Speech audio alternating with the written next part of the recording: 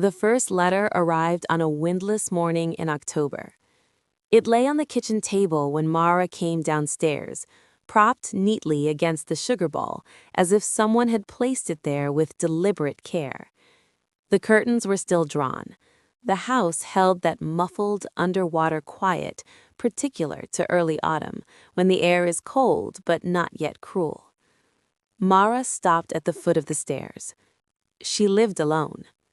The envelope was yellowed and thin, the kind that might crumble if folded too sharply. Her name was written across the front in a cramped, slanting hand she did not recognize. Mara Ellison. No address, no stamp. She crossed the kitchen slowly, the old floorboards ticking beneath her bare feet. The back door was still locked. The chain hung in place. The windows were latched. She reached out and touched the envelope. It was cold. Not cool from the morning air, but deeply, insistently cold, as though it had been left in a freezer. She told herself not to be ridiculous. Inside, she found a single sheet of paper. Mara. The ink had bled slightly into the fibers, as though written in a hurry. You shouldn't have come back. Her stomach tightened. The house had belonged to her grandmother, Iris Ellison, who had died in late summer. No one else had wanted it. The town of Rookhaven was small and remote, a scatter of weather-beaten houses crouched between forest and sea. Most of Mara's childhood visits had been brief and uneasy. Her grandmother had not been unkind, but she had been watchful in a way that made a child feel studied. After Iris's funeral, the lawyer had handed Mara a ring of heavy brass keys and a deed. "It's yours," he'd said. She insisted. Mara had taken a leave of absence from her job in the city. She told her friends she needed quiet, needed air. Now she stood in that same kitchen, the letter trembling in her hand. You shouldn't have come back. Back. She had not lived here since she was 12. She folded the paper carefully and slid it into the envelope again. It had to be a prank. A neighbor, maybe. Someone resentful of an outsider returning to claim an old house. But no one in Rookhaven had seemed resentful. If anything, they had been overly polite, as if speaking too loudly around her might disturb something fragile. Mara made coffee and tried to think rationally.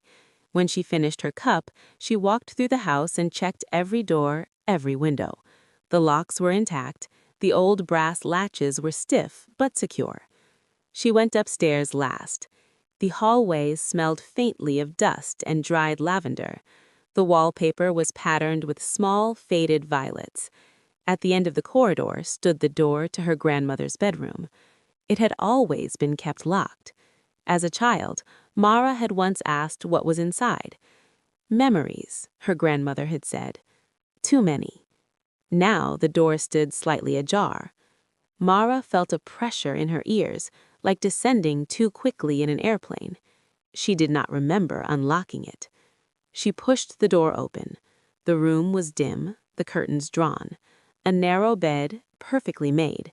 A vanity cluttered with small glass bottles.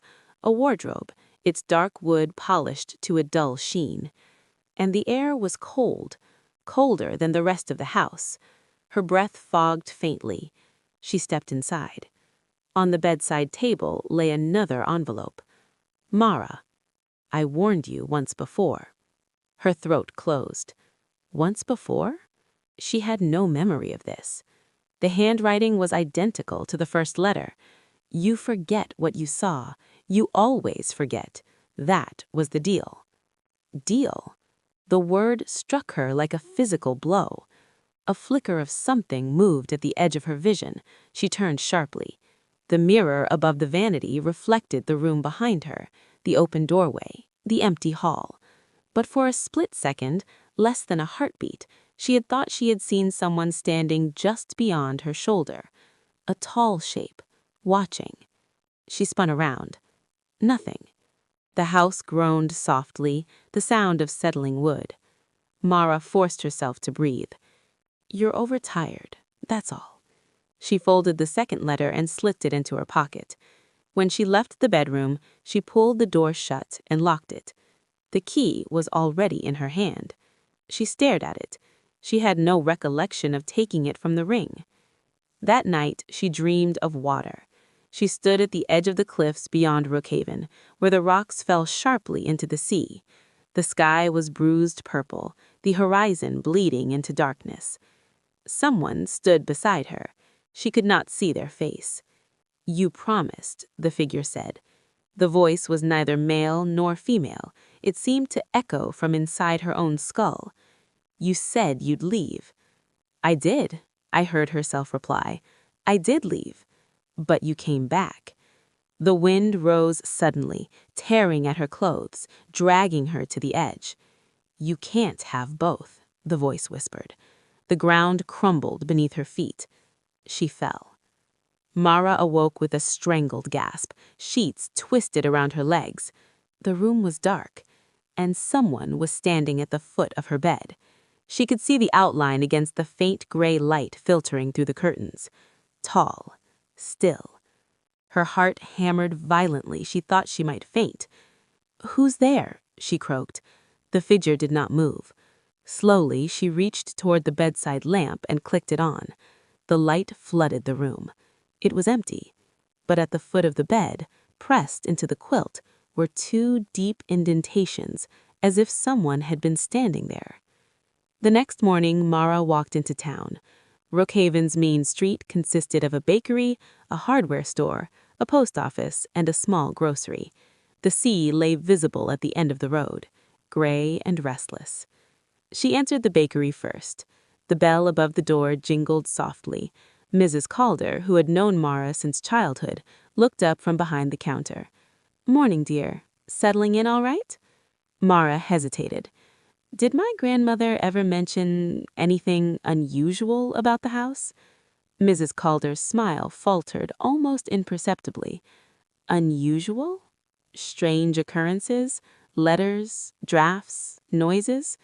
Mrs. Calder wiped her hands on her apron.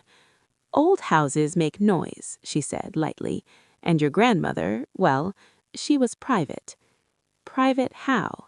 Mrs. Calder's gaze drifted toward the window. "She kept to herself after your grandfather passed." Mara frowned. "He died before I was born." Yes, he did. There was something in her tone, something unsaid. "Mrs. Calder," Mara pressed, "did anything happen here years ago?" The bell jingled again as another customer entered. Mrs. Calder leaned closer, lowering her voice. "Some things are better left where they are," Mrs. Calder murmured. "Your grandmother understood that." Understood what? But Mrs. Calder had already turned away. The third letter arrived that evening. This one was tucked beneath the front door.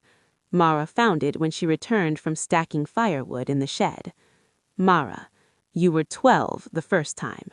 The paper trembled in her grip. 12. The year she had stopped visiting Rookhaven, the year she had woken screaming in the middle of the night and begged her mother never to bring her back. She had never remembered it. "You saw me in the water." Her pulse roared in her ears. The cliffs. The dream. "I told you to leave. You agreed. The deal was simple.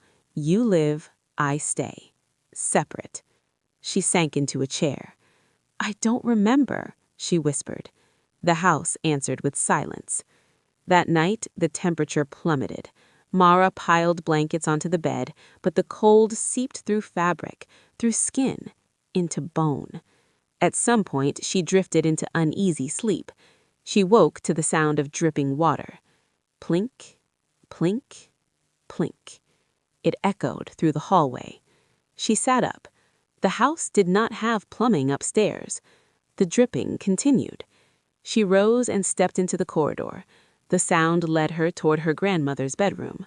The door stood open again. She was certain she had locked it.